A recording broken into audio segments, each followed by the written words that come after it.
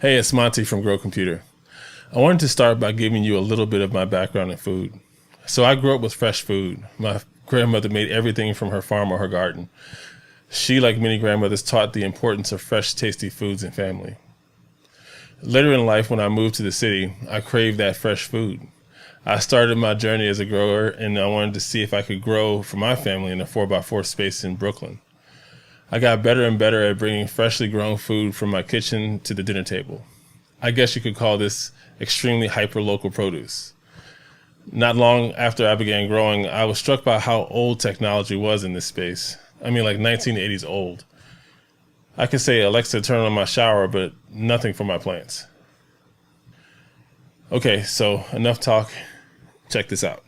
On where they are in the space, and we're going to specifically look at the germination tent tonight.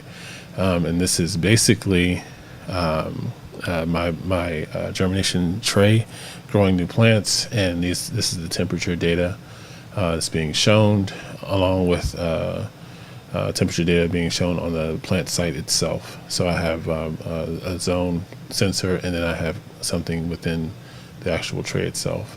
We track data over time. So here's the historical data, hour by hour, so you can see how well temperature and humidity did over the hours, and you can do the same with CO2.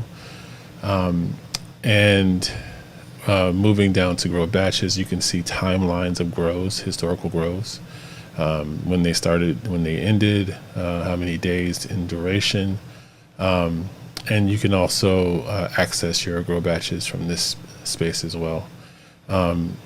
We also have an energy section, which basically just tracks the energy usage. And this is on a relay by relay basis. So we're actually tracking kilowatt hours by the hour. So this is used this hour, this is used today, and it's still calculating how much you used this month. And it'll pop up there in a second. But you can also check by device and by category, which devices are costing you the most money, and potentially identify some problems if something is using too much energy at the wrong time. But the really cool thing that we have that we've been really stoked about is these rows flip out, and you can see what the actual matrix is for that row. So how many plants, how many rows and columns of plants do you have?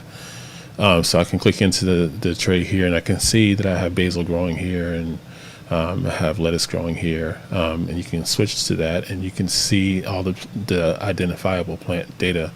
And if you were to scan this as a user, you can see all of this data at any time throughout the tracking cycle of the plant, all the way through the end of the cycle, including the temperature and humidity data. And all of that comes along with the plant. Questions about this very, very fast demo, which I'm sure you will, please reach out to myself or Dan at growcomputer.com. Thanks, guys.